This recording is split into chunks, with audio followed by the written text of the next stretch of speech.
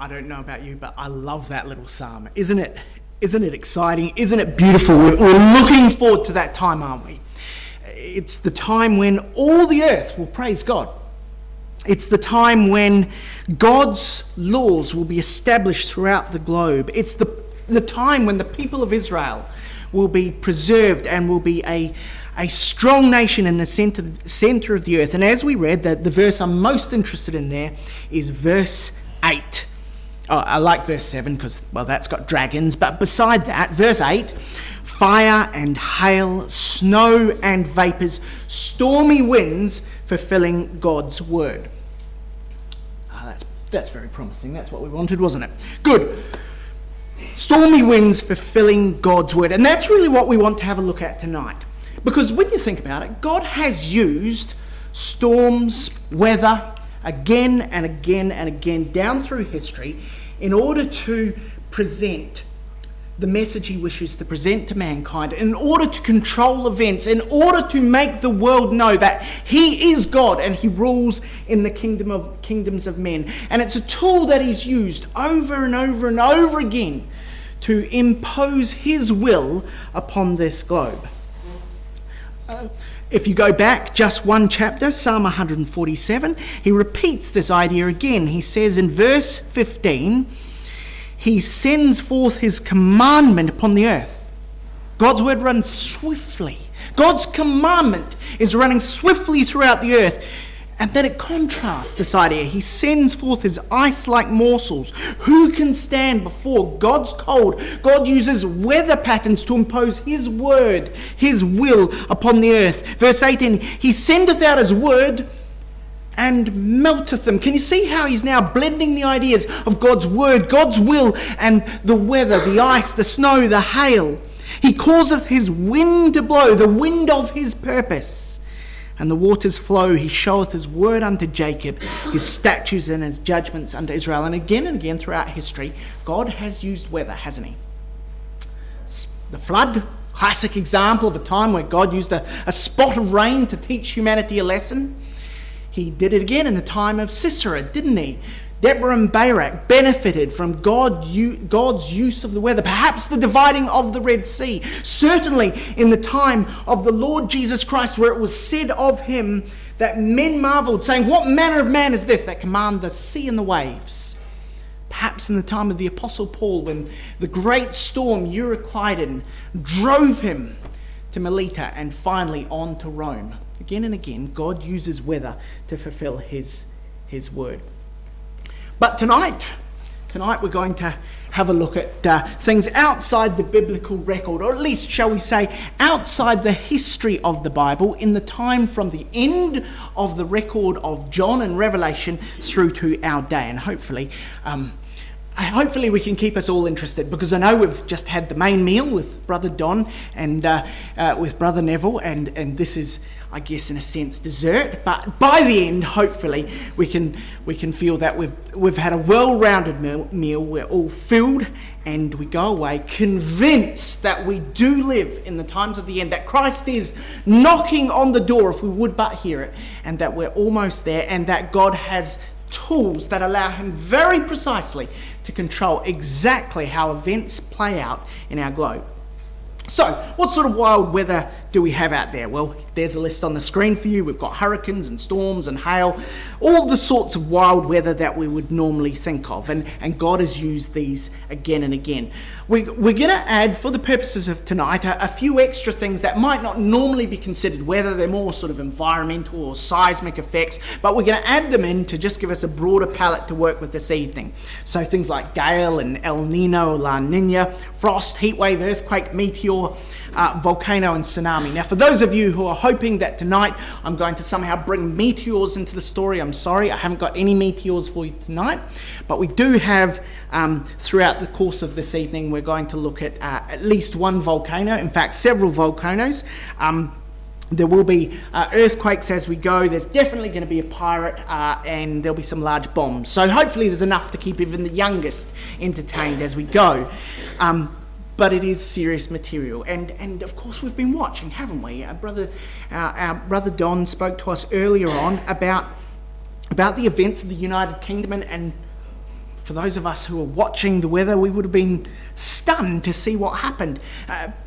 Many of us wondered whether this here, the weather, the rain pounding down in London, in 24 hours, a month's worth of rain falling in London, a city relatively familiar, one would think, with rain, 24 hours and a month's worth of rain in London, the very place that was most likely to vote to remain in the EU. And of course we all wondered. We said to ourselves, is this the hand of God? Is God pushing events to work the way he wishes them to? Are the angelic meteorologists here pushing the clouds over London so that events happen the way God wants them to, with the timing God wants them to? And so what we want to do this evening is look at we're going to try, time pending, to look at 4 key periods of time and 4 key events. We're going to look at something in the reign of Justinian, and we're going to look at a big weather event in the time of Justinian, and we're going to see, hopefully, that yes, God changed the world using weather at that time. And you can see I've got a bit of an icon up here. This is a photograph of Justinian taken at the time using a very, very old iconic camera. Justinian, known as the last of the Romans, he was a Byzantine emperor, and we'll be having a look at events in his time. And we'll then move on, we'll come back to that. We'll then move on to talking about events that led up to the fall of Constantinople to the Ottomans in the 1400s. And the symbol we've got for him is this image here of Kublai Khan, one of the Mongol warlords and leader of the Golden Horde. We'll then move on to looking at the rise of Britain, and this gentleman here is the infamous pirate, Sir Francis Drake.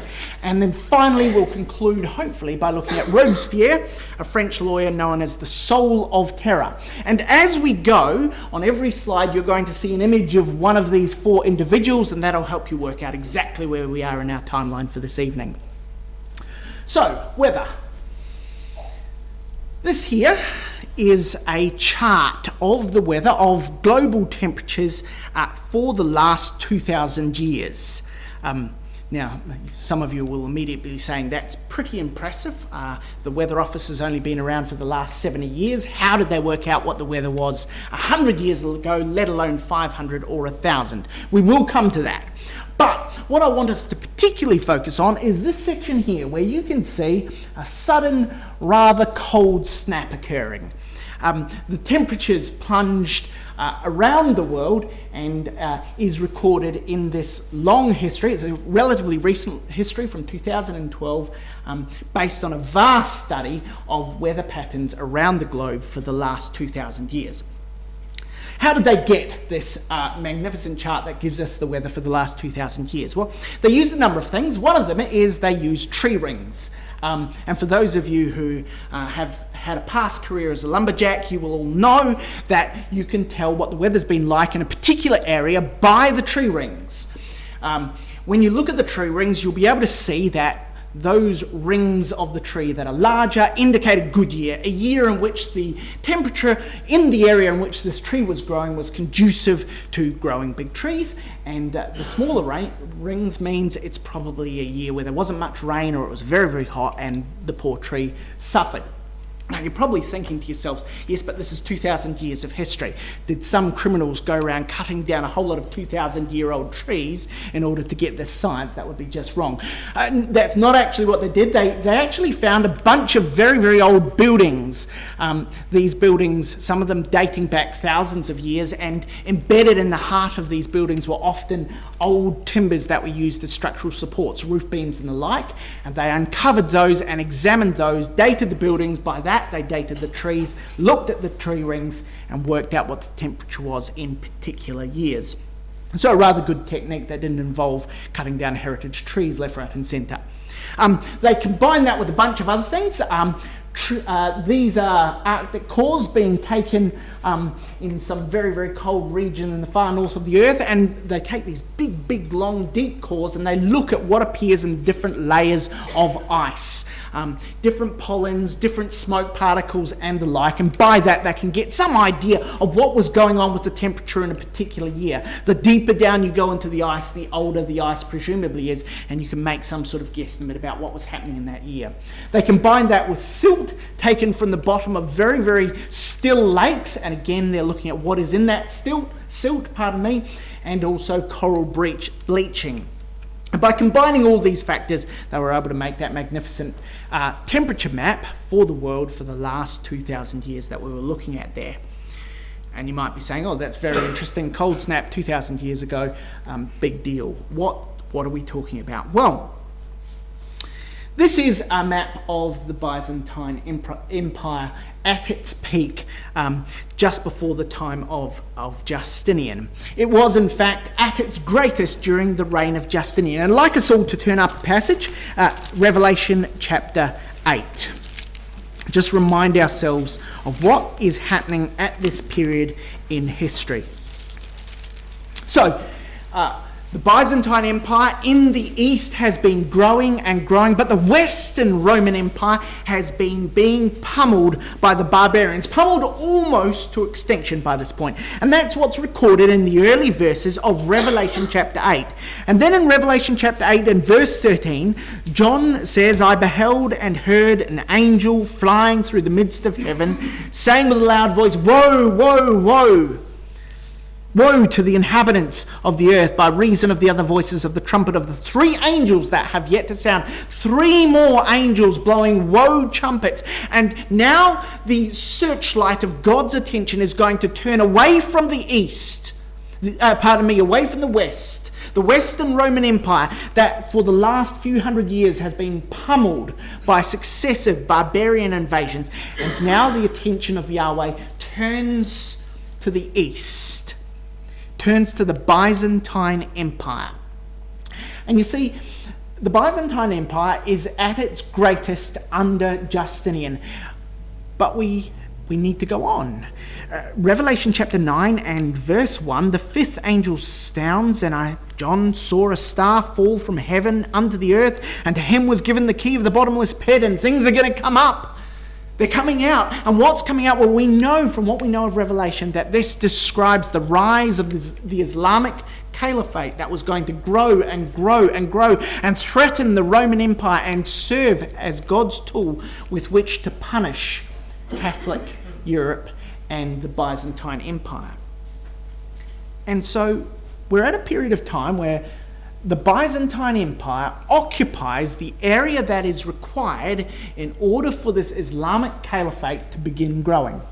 The Islamic caliphate is just in its infancy and it needs space to grow, but the Byzantine Empire is terrifically strong at this point in time. It's propping up the Western Roman Empire in the face of barbarian hordes and still has strength to spare. And so God needs to work in order to weaken the Byzantine Empire so that the Islamic Caliphate can grow as predicted in Revelation chapter 9. So what happened? Well, this is where we get to our cold spell, because that cold spell that we were looking at was roughly the early 500s. The early 500s. And here's a man by the name of Flavius Cassiodorus. And by the way, if any of you are looking for names for children, Cassiodorus might be one you'd like to think of. Writing a personal history, and he writes about 536, and he says, the sun seems to have lost its wonted light and appears to have a bluish colour. We marvel to see no shadows of our bodies at noon, to feel the mighty vigour of the sun's heat wasted into feebleness, and the phenomena which accompany an eclipse prolonged throughout a whole year. We've had a summer without heat. The crops have been chilled by north winds, and the rain is denied. So this man was a bit of a statesman, a Roman statesman and a writer. He was actually serving at this time in the Western Roman Empire, which was ruled at that point by Theodoric the Great, one of the kings of the Ostrogoths.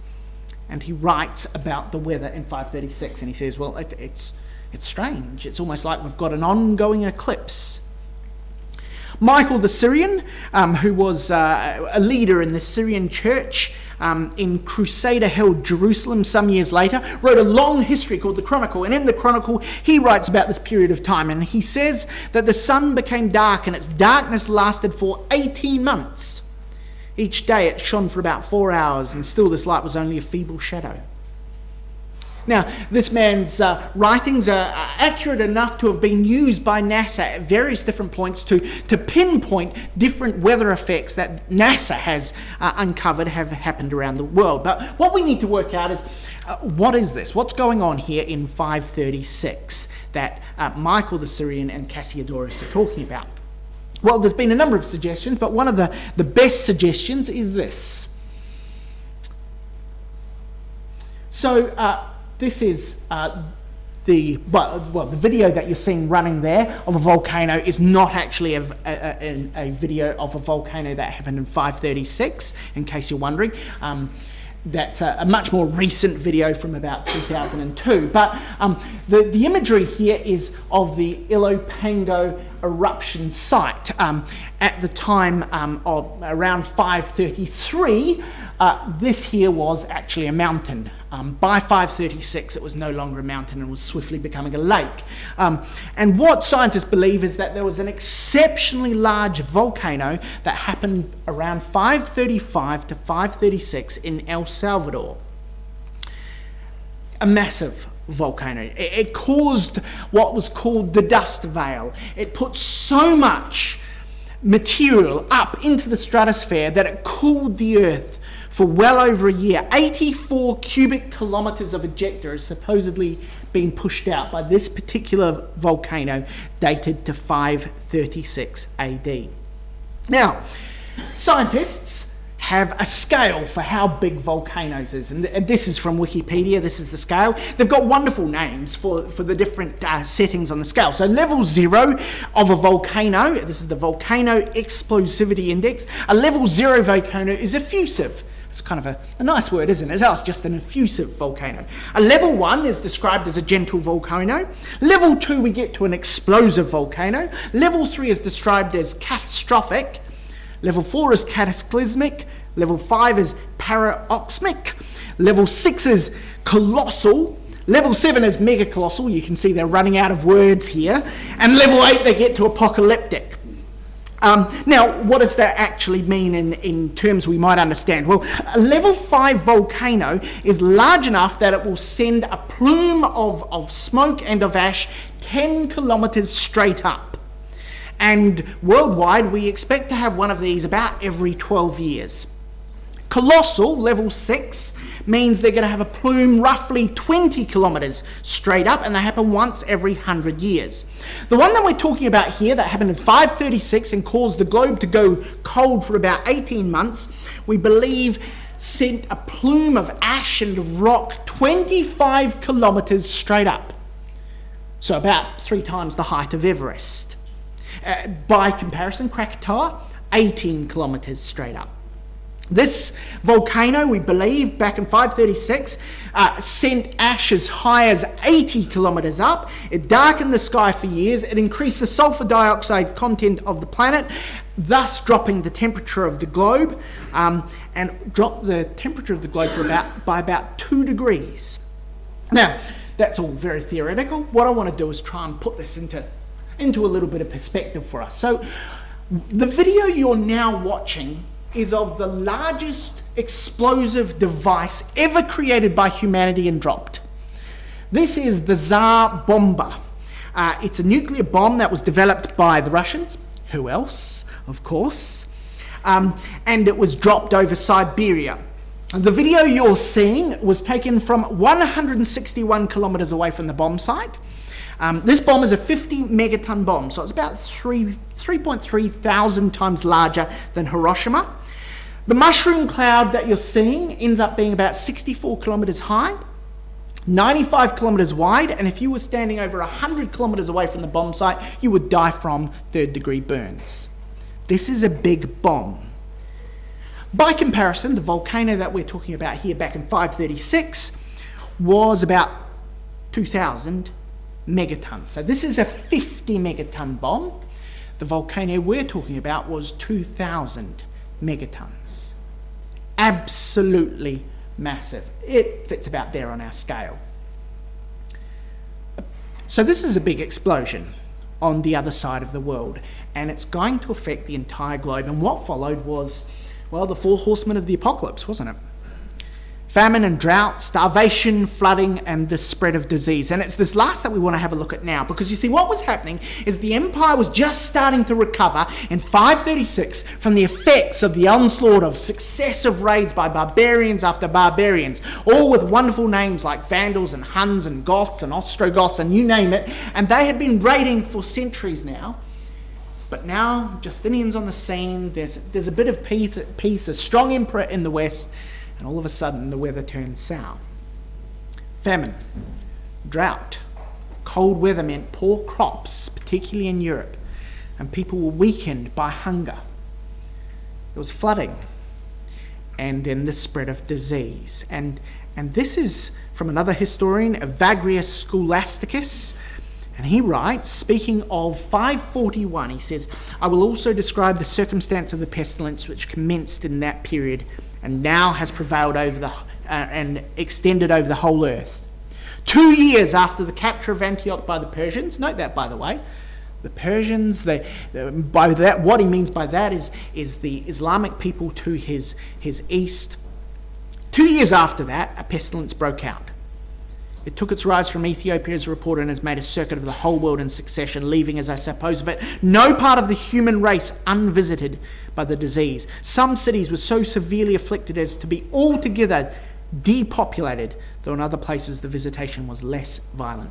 Now, this man writes from bitter personal experience. He actually caught this disease as a boy, and he now, as a historian many years later, looks back on these events. Another historian, Procipius, writing at roughly the same time, the principal historian of the 5th century, says, "During this times there was a pestilence by which the whole human race came nigh to annihilation." And he writes later on that some cities, they were finding that there would be 5,000 dead a day, others 10,000 dead a day. A terrifying time. As much as half the population of Catholic Europe was decimated by this particular disease. Unmanned ships were washing ashore on the coasts of Europe. Monasteries were completely wiped out, and it would be years before people would discover that no one was living in them anymore due to this terrible disease. What was this disease? Where did it come from? Well, these are fleas. In case you're wondering, that's the actual size. They're not actually really, really big fleas, in case you're worried they might be out there somewhere. Now, these are 2 very different fleas. One of these is a flea we don't really need to be worried about. Might make us a bit itchy. One of these is a flea we do need to be worried about, because these fleas are carrying a disease. They're carrying the Black Plague. In fact, this is the first recorded outbreak of the Black Plague, particularly in Europe. The Black Death, Yersinia pestis, is its family name. Now, the plague does a very, very interesting thing to these fleas, because what it does, I don't know if you can see that darker section. Not on this one, just on this one. See, what the plague does is it causes the gut of a flea to block up. Now, the consequence of a flea having a blocked gut is that they constantly feel hungry. They can eat and eat and eat, but they always feel hungry. And as a consequence, they go on a bit of a feeding frenzy, biting wherever they go, infecting more and more people with the Black Plague. Except that this only happens under certain conditions. This blockage will only happen when the temperature is below 25 degrees. So cooler temperatures mean that this flea, that presumably in the area in which it is indigenous, always carries this bug, this Black Plague. Cooler temperatures mean that not only does this bug have a blockage and it goes biting, but it has other effects as well. You see, there's another problem. That's a rat, just in case you're wondering as well. Rats are the horses of fleas. Very, very small horses, but all the same, they are the steeds upon which these plagues ride into the lives of the Europeans. These particular rats Well, there's an interesting correlation. As the temperature drops, the rat population tends to rise. But also, as the temperature drops, rats move indoors. Now that's important. That's very important for understanding what's happening here, because you see, this plague broke out down here in Ethiopia. What was Ethiopia at the time? Well, at the time, this territory all through here was the grain bowl of Europe. This was the area in which massive farms were growing food with which to feed Europe. And remember, from 535 on, Europe has had cold temperatures, bad harvests, hail and snow, and the consequence is there's not a lot of food in Europe. And so Catholic Europe is using its estates all of the way through Africa to feed itself. And way down here, there's a bug that has a plague. And now the temperature's dropped below 25, and that bug is on a feeding frenzy. But what's more, it rides on rats. Now, normally those rats stay out in the fields because they don't need to come in. But now the temperature is low.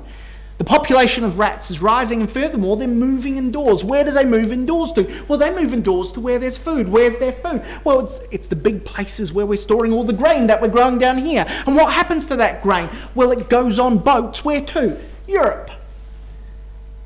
And so all of a sudden, there's a perfect storm, if you like.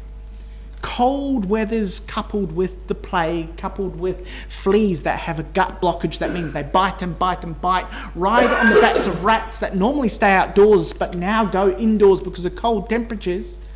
And an area that doesn't always provide loads of food to Europe is now all of a sudden the main staple provider of food for Europe, and the Black Plague arrives in Europe for the first time. That came from Africa. So on the other side of the world, a volcano blows up, the temperature drops, and the consequence is the Black Plague arrives in Catholic Europe. And the world changed. Here's the Byzantine Empire, just before the period in which we're talking. And here's what it looked like very soon after. Fragmented and broken, with the Arabic Caliphate on the rise.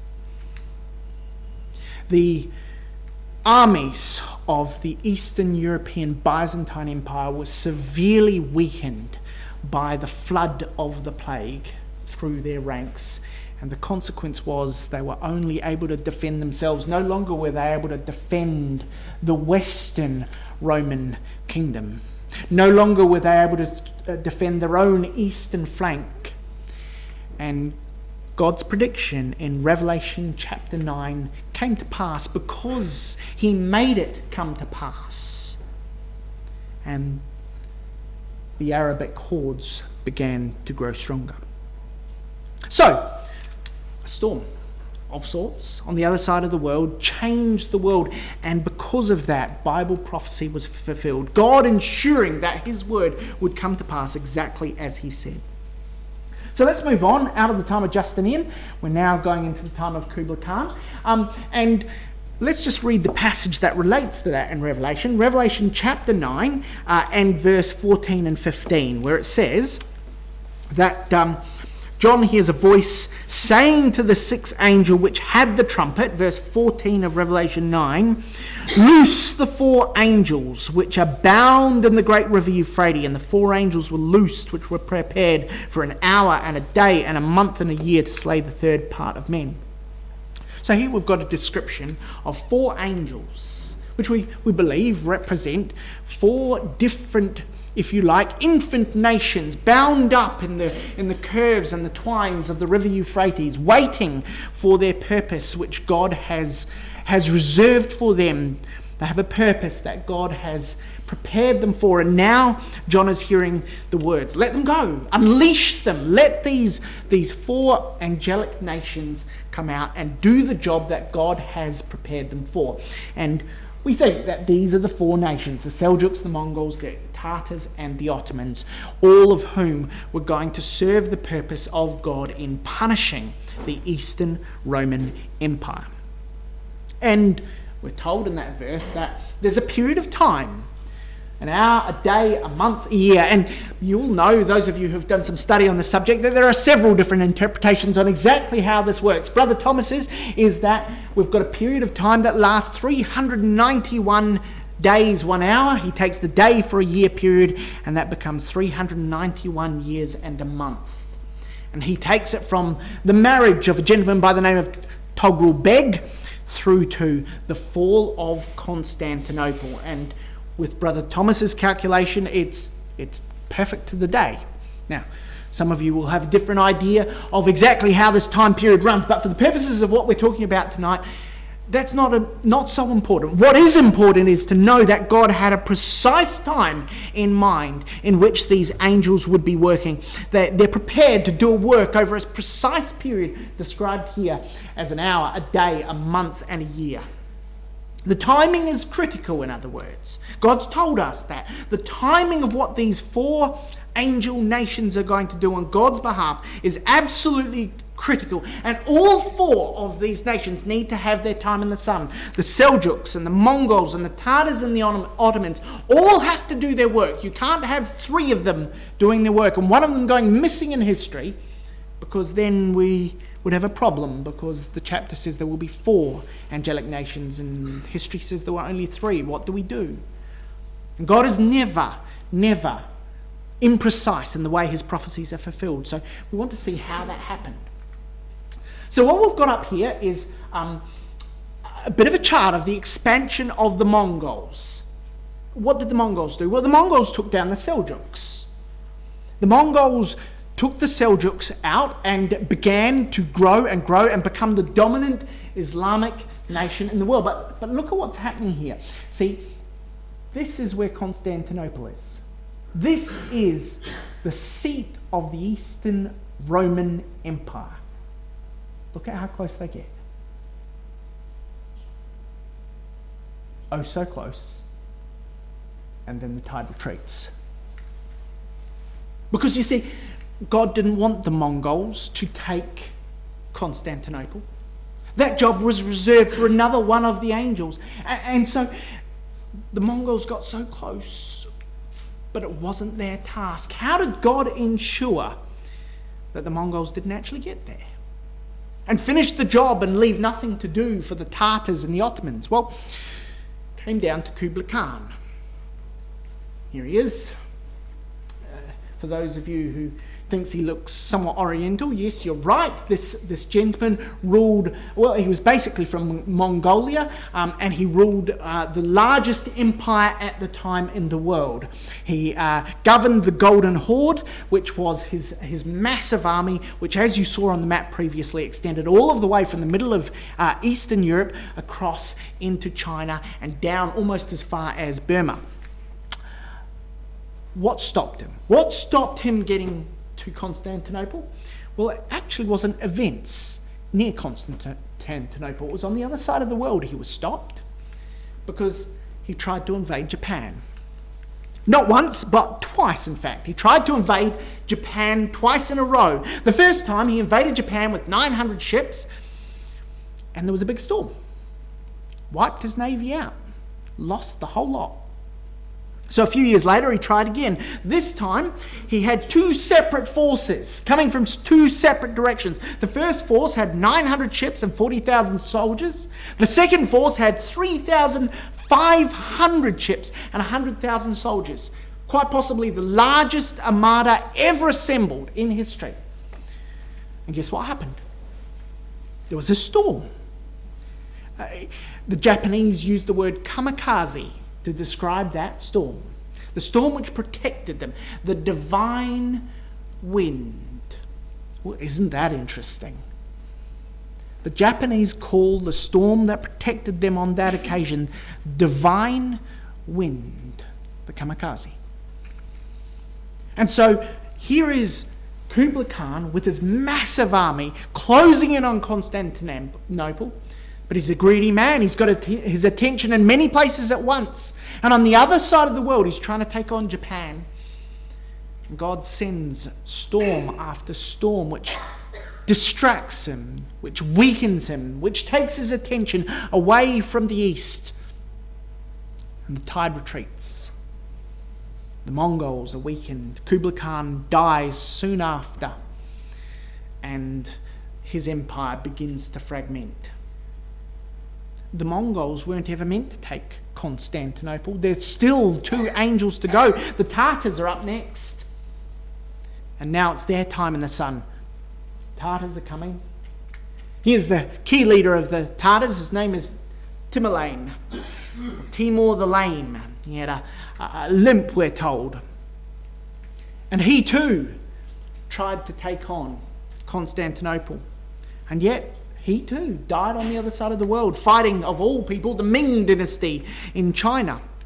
What stopped him from finishing his work and becoming an emperor across, well, most of Asia and into Europe, taking Constantinople? What stopped him?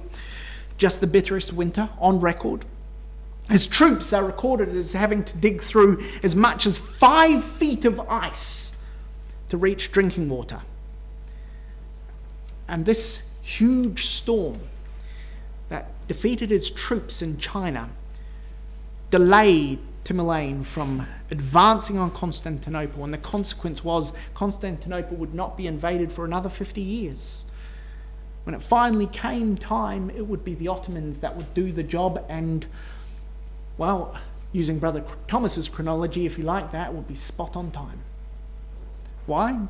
Well, because the Mongols were delayed by a storm, and Tamerlane and his Tartars were delayed by a storm, and so finally it was left to the 4th angel, the Ottomans. Each of these empires wanted to rule the world, but God said, no, it's not your turn, it's not your time. God is absolutely in control of the timing, and he's got amazing tools at his disposal with which to make sure the events which he has said will happen, do happen. All right, into British history now.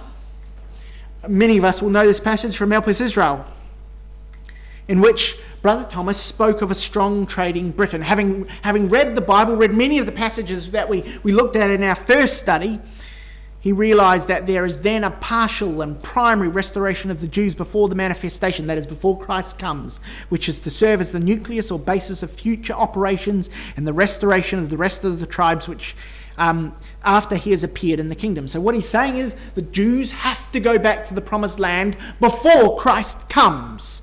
The pre-adventual, the return of the Jews before Christ comes, the colonization by those Jews of Palestine will be on purely political motives, and the Jewish colonists will return in unbelief of the Messiahship of Jesus and of the truth as it is in him.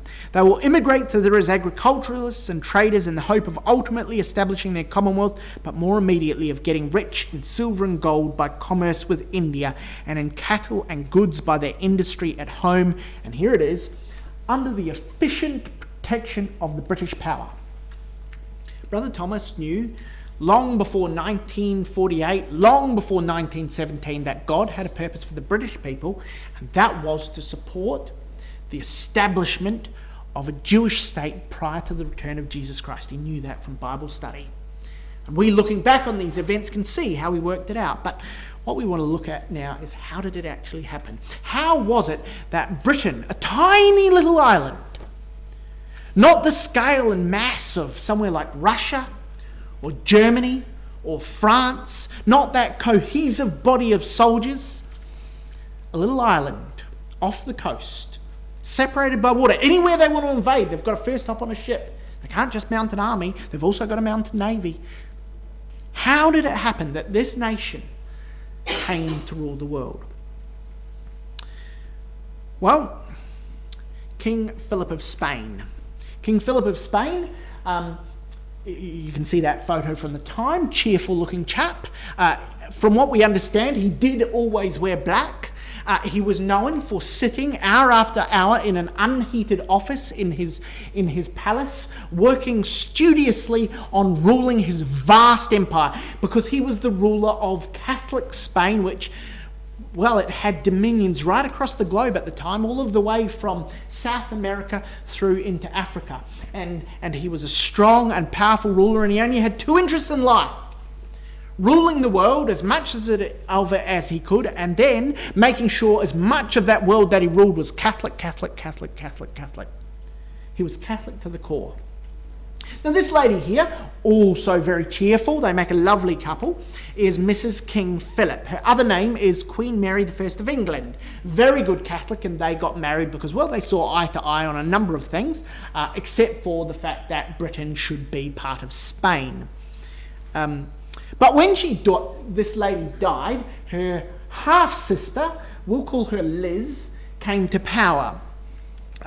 Now, Liz, unfortunately, was a Protestant. She was not a Catholic, and she was also not King Philip's wife. And under her reign, England became no longer Catholic. I'm abbreviating events somewhat here for the sake of time. So England was no longer Catholic, and England was no longer Philip's, given, well, the ruler was no longer married to Philip of Spain. Now, Philip, being the sort of person he was, did briefly consider marrying her anyway, but somehow he never got round to it, given she was a Protestant. And then Philip made the mistake of siding with Mary, Queen of Scots, and as those of you who know your history will know, that did not end particularly well, because things got quite ugly. Poor old Mary, Queen of Scots, ends up in the Tower of London, and then eventually her head gets cut off. Not a good end. Now, the consequence of Mary, Queen of Scots, having her head cut off by this cheerful-looking lady is that Prince Philip wasn't particularly impressed with her, given, well, she was Catholic, that is, Mary, Queen of Scots was, and Liz wasn't. So, there were a few things that Philip wasn't real happy about, but the next thing was King Philip, had also invaded the Netherlands. And had taken over all of the Dutch counties. And, well, Elizabeth thought it might be a good idea to support the Dutch, so she actually sent a navy in with a bunch of soldiers and attempted to kick King Philip's troops out. She wasn't actually successful in that, but that thoroughly annoyed Philip in Spain, and so he decided to invade. He mounted a huge armada, known as the Spanish Armada, 130 ships, 8,000 sailors, and 18,000 soldiers, and embarked for Merry England. England, on the other hand, had this gentleman, Sir Francis Drake. He was actually a pirate. He became Sir Francis because of services to the kingdom, but those services mainly were being a pirate. Queen Liz was quite fond of pirates, because what would happen is when the pirate would return with all their loot and doubloons and booty and the like, she would get her cut. And so she was in favour of people who brought her big cuts of doubloons, particularly if they were Spanish, and this man was very, very good at collecting doubloons on the high seas. So Sir Francis Drake, under the instructions of Queen Elizabeth, mounted his own navy, created his own navy, which was actually very difficult in England at the time, given they didn't actually have a formal navy. He just collected a bunch of ships from people out there. They actually managed to collect 200 ships, significantly more than the French, but they had 50% less guns. Which is a problem if you think about it. It's all very well and good to have a big navy, but if you haven't got anything to, if they're just going to sort of row around the place crashing into each other, it becomes more like a fairground scene rather than a war. And so that was a problem. But there was a bigger problem here, because, see, Elizabeth was actually very, very keen on saving money. Not only did she like people bringing her doubloons, she didn't like giving anyone else doubloons. And so she said to Sir Francis Drake, look, you're going to build this navy with pretty much no money. Is that okay with you? And he said, no, it's not really. And she said, well, tough. That wasn't good, because when this navy set to sea to take on the Spanish Armada, which, as we recall, was loaded with 18,000 soldiers intent on arriving in Britain and invading Britain and making Britain Catholic, when that happened, Sir Francis Drake's entire navy had enough ammunition for 1 day's fighting. 12 hours. And after that, they were all out. That was it. They were going to have to go back, make some more. And add to that, there was no defence in England. There weren't sort of little groups of soldiers dotted around the coastline, holding hands around the coastline saying, if anyone speaks Spanish, we won't let them pass. There was none of that. The English people hadn't really mounted any form of coastal defence. All they had was Sir Francis Drake's navy. That's it. And they've got enough ammunition for one day. Not a really good way to defend your kingdom. And clearly Queen Liz wasn't looking forward particularly well at this point. She wasn't planning particularly well. Now this is important. This is very important, because if Britain had become Catholic, you can bet your bottom dollar that 200, 300 years on, they would still be Catholic and wouldn't be keen on supporting the Jewish people, would they? That's not something a Catholic nation does. But this nation has to remain Protestant. So how did that happen? Well, Sir Francis Drake found out where the Spanish Armada was going. Because you see, the Spanish Armada left Spain without its soldiers, or at least without all its soldiers on board. And they were actually heading up the coast of France to pick up more soldiers. And so, Sir Francis Drake, wouldn't that be interesting if he turned out to be a brother? All right, Sir Francis Drake and his merry pirate band came out and they harassed the Spanish Armada as they were going. There were a number of engagements. The British were much better at shooting their cannons. The British could shoot their cannons, each cannon, once every 30 minutes, whereas the Spanish could shoot their cannons once every 2 hours, because it took them 2 hours to reload. Yeah, that's really, really slow. But so the battles were quite slow. There were 2 major engagements on the high seas, and in those engagements, pretty much no one died.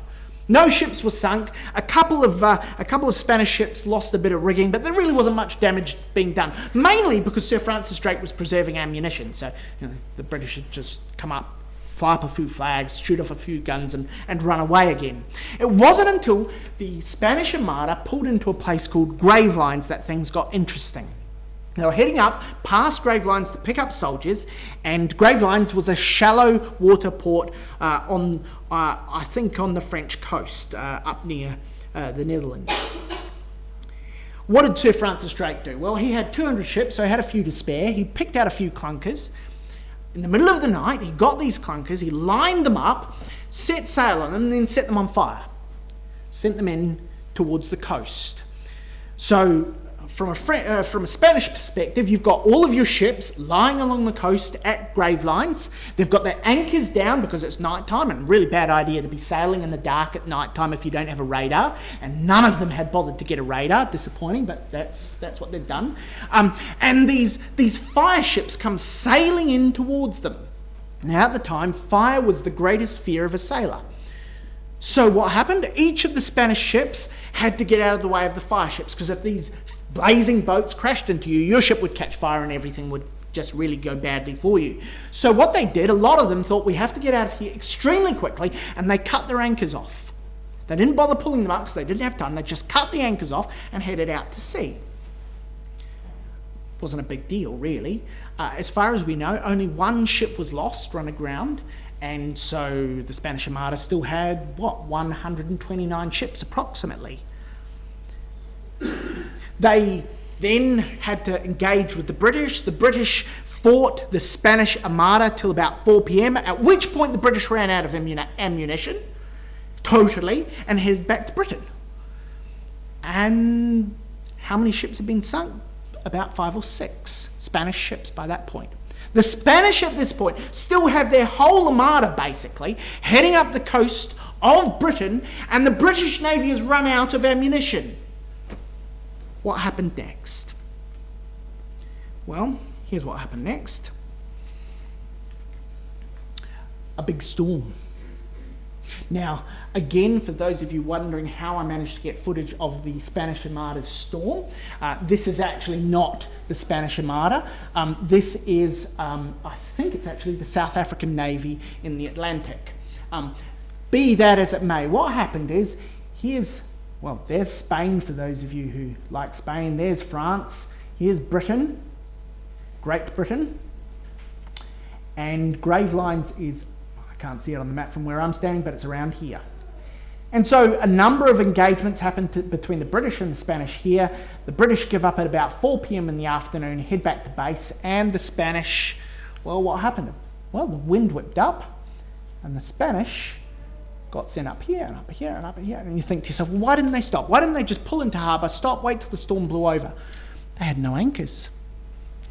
They'd lost them all at Gravelines, hadn't they? And so these poor Spanish go all the way up here, and the breeze is still blowing, the breeze is still blowing, and the breeze is still blowing. And in fact, if you go to bits of Scotland up here, you will find there are people who live all the way up here who look decidedly Spanish. There's a reason for that. It's because some of the ships finally got up here in a bracing storm and decided we've had enough, and they ran aground up here. And so there are Spanish appearing people living way up here, even still. So most of the ships kept going, and they came down here, came down here, came down here, and what happened there? Another storm, but this one was worse. This was an Atlantic storm. A terrible, terrible storm. In fact, we're told that this particular year was a year of incredible storms, incredible cold weather. They called it a mini ice age at the time. So the wind has forced the Spanish Armada north. They've got to go around around Scotland, and their plan was we're going to come round the back of Scotland, go all the way around here, back home to Spain, pick up some more food and have another crack at it. But that wasn't to be. The Atlantic storms came crashing in, and look at that. Every one of these is a marking of where a Spanish ship went down. All along the coast of Ireland, the Spanish ships sunk and sunk and sunk and sunk. The ships were beginning to show wear and tear from their long voyage. Some were only kept together by large ropes and cables that were tied around underneath the ship. Supplies of food and water ran short. The cavalry horses were cast overboard into the sea. Devastating storms meant that they were incapable of sheltering, and the consequence was many of these ships ended up washing up on the coast of Ireland, and surprisingly, the Irish didn't want to see them and killed a lot of them on their arrival. 2 huge storms that devastated the Spanish Armada. It was nothing to do with Sir Francis Drake, nothing to do with the British. That's not what saved Britain in the time of the Spanish Armada. It was a storm, and what's more, the British people knew that. After this event, they minted a medal. The medal said on it, Flavit Jehovah et dissipati sunt. Someone out here probably knows how to pronounce this. I just made that up in terms of pronunciation, so you can correct me over supper if you like. But it means simply, God blew with his winds and they were scattered. The British knew. They knew that they didn't win that victory. They had enough gunpowder for one day, and then they ran away. What saved them? The storms did. 1596, Philip had another crack. 1597, another crack. 2 more armadas came. Do you know what stopped both of them? Storms, again. And by the end of Elizabeth's reign, she ruled the world from east to west. He said that during her reign, the sun never set. It went from being a tiny little kingdom with few dominions to a massive kingdom which had picked up most of the land territory of the Spanish Empire across the globe. And what did it? Storms. In the end, Britain was to become the largest empire in history in almost every possible measure. At its peak, it had 32 million square kilometres, 22% of the world's landmass, 458 million people, or 20% of the world's population. And it was done by storms. Not by gunpowder, not by clever British people, by storms. All right, let's rush on to our last one. Revelation 11 verse 3 speaks of the 2 witnesses, and it says that the 2 witnesses are going to witness for a specific time period. And we believe that that time period really begins with the time of Justinian that we've already looked at, and it's going to end with the French Revolution, when now the persecution of the 2 witnesses is finally over, and the Catholic might within Europe is going to be cut down by the events of the French Revolution. So in 529, Justinian wrote his codex. Now we don't have his codex, but we have letters describing what was in his codex that he wrote in 529. And we believe that in this codex that Justinian wrote, he said that the Pope was the boss of all the churches and he could pretty much do what he liked. It made the Pope the ruler who he was going to be throughout the rest of history, up until the French Revolution cut him down to size. And that was done in 529 by Justinian. So, we've got to come 1,260 years from 529 through to the French Revolution. And we're going to work out, how did God achieve that? How did God get the French Revolution so precisely timed? Such a big and important event would be difficult to time, given it involves many millions of people, whole countries, and significant events. Well, here's part of how God timed it. What we're looking at here is what's left of another volcano. A volcano that erupted in June the 8th, 1783. It erupted for 8 months, and as far as we know, is the most deadly eruption in recorded history. It was only 6 on the explosivity scale that we all now remember. In other words, it was only colossal as far as eruptions go. But it erupted for an 8-month period from this particular fissure in Iceland. Tiny little volcano, tiny little country, and yet one of the most deadly volcanoes in history, because it pumped out clouds of poisonous hydrofluoric acid and sulfur dioxide into the atmosphere. It killed over 50% of the livestock population in Iceland, and it led to a famine that killed 25% of the people within Iceland. But its effects are going to be global, because the cloud that came spewing out of this particular volcano would spread around the world. And this cloud was going to have global effects for the next few years, from 1783 onwards. The weather, we're told, became very hot, causing severe thunderstorms with large hailstones that were reported to have killed cattle. That's big hailstones. Until the haze dissipated in the autumn. The winter of 1783-84 was very severe. The naturalist Gilbert White wrote, he lived in England at the time, and he reported 28 days of continuous frost. The extreme weather is estimated to have caused 8,000 additional deaths in the UK alone. During the spring thaw, Germany and Central Europe reported severe flood damage, all as a result of what had come from this volcano in Iceland. And the effects of this volcano spread on and on throughout Europe. In France, the sequence of extreme events included a surplus harvest in 1785, a surplus harvest, lots and lots of food in 1785. That meant the price of that harvest plunged. The price of food plunged throughout France and caused poverty for rural workers. But that was combined with droughts and with bad winters and summers, and finally a violent hailstorm in 1781 that destroyed crops. 1788 that destroyed crops. The end result of that was French farmers had a surplus harvest. That meant prices plunged and they couldn't afford anything. They were bankrupted. Followed by a series of bad harvests, which meant they had nothing to sell and nothing to eat. And in the end, this particular volcano is believed to have contributed to as many as 5 million deaths worldwide, including as many as 1 million as far away as Japan. It dropped temperatures by up to 5 degrees as far away as the United States of America. Now, there were a number of other factors going on at the same time. There was another major volcano erupting at the same time. There was also a massive El Nino pattern which had developed from around 1789. And then on July the 13th, 1788, a great hailstorm burst over southern France.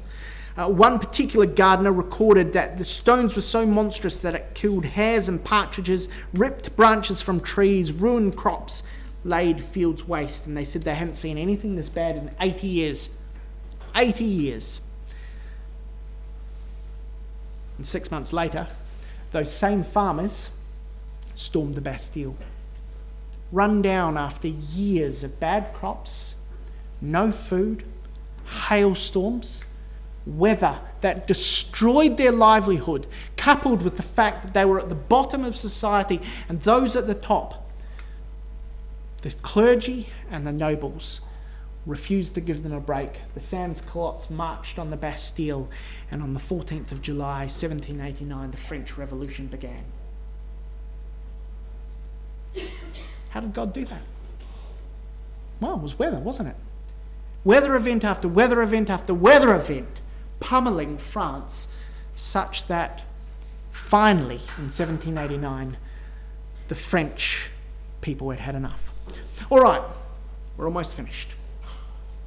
Hopefully what we've seen is, again and again, God has used weather to precisely time global events, to make sure that events that he's predicted in the scriptures of truth will happen exactly when he said they would.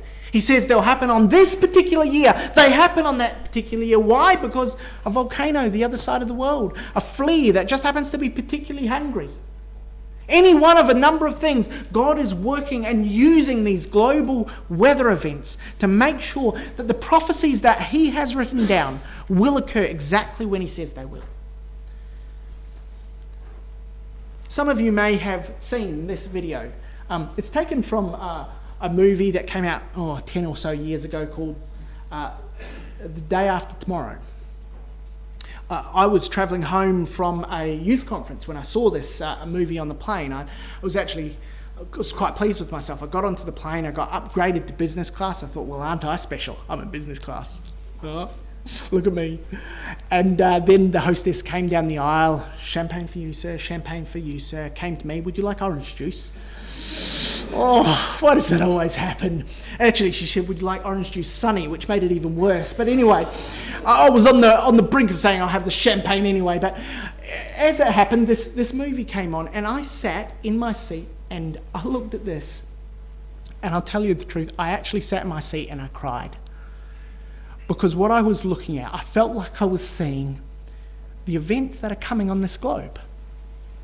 Because God has said he's going to use weather. Again, that's the verse we started our night with. Stormy wind fulfilling his word. Job says, who knows the treasure of the hail and the snow that God has reserved to the day of judgment. We know that there'll be a great earthquake. We know that Zechariah 14 speaks of the Battle of Armageddon as a day of great and terrible cold. There'll be amazing weather effects in the Battle of Armageddon, but terrible, terrible weather effects. Tragic weather effects for the whole world. And I sat there and I watched this movie play, and I saw what was going to happen here and around the world. And I'll tell you, I just sat there and cried. God is going to use weather again. He's used it, and he's used it all the way from the beginning of time to fulfill his word. And he's going to use it again. And we've had a wonderful time together today, brothers and sisters. We have been reminded of the power of God. He said events would happen in Europe. They are happening. He said that Russia would invade the Middle of East. We're there, brothers and sisters. I don't care whether you're alive for 56 or 48 or 73 or any one of those other major events in history.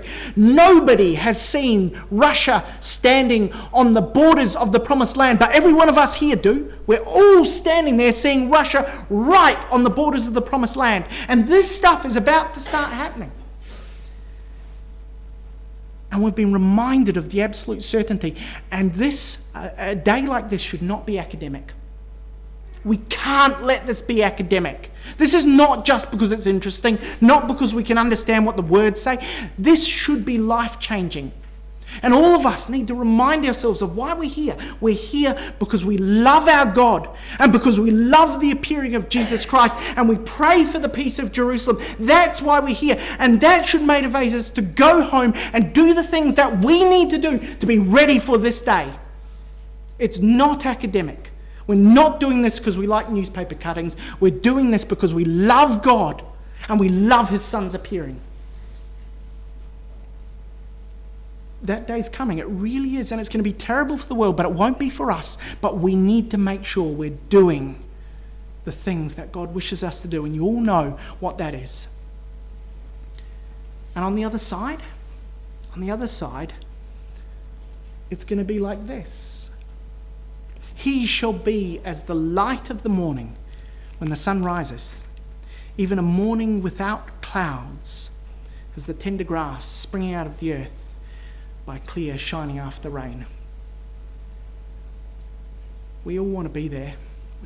Every one of us, we want to be there together in that cloudless day. No storms on the horizon ever again. And the day when he stands there like the Son of Righteousness with healing in his wings. And I look forward to being there with every one of you, brothers and sisters, if our Lord wills.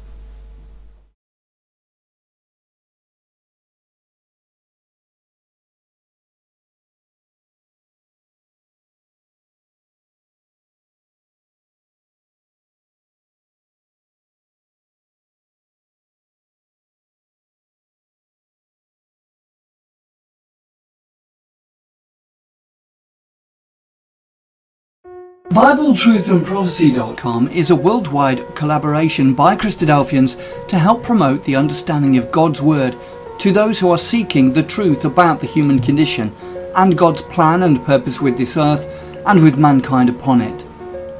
Bible Truth and Prophecy is part of a wider set of online resources provided by Christadelphianvideo.org for establishing just how far removed the true Christian teaching of the first century apostles is from that taught by mainstream Christendom today.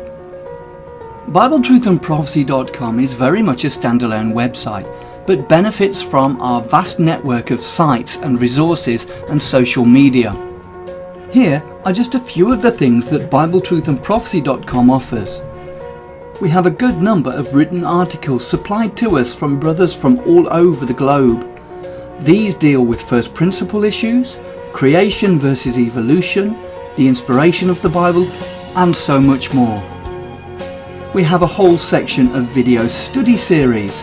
These are studies that have been posted onto our YouTube channel, but because of the difficulty of the search feature within YouTube, we have chosen to host on Bible Truth and Prophecy.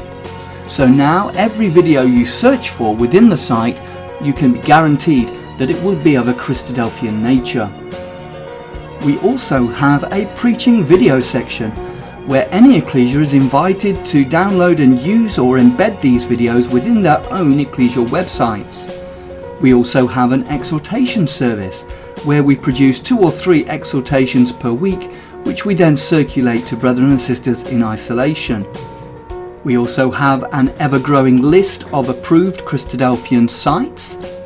We also have a page of live news feeds, so you can keep up to date with all the breaking news as it happens.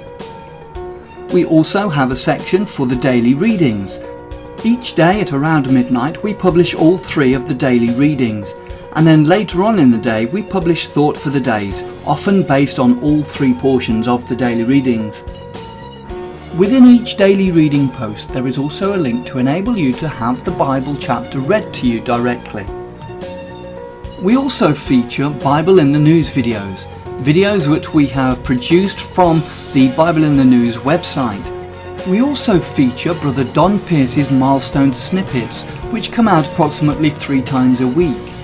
We also feature Andy Walton's weekly World Watch and other commentaries and analysis from other brethren on world news events. You can also subscribe to the blog and be notified of posts as they happen in real time, and also subscribe to the weekly newsletter which is provided by Christadelphianvideo.org. Every page and post on the site has the facility to be able to leave a comment or make an observation, so please take advantage of this and let us know what you think of the site.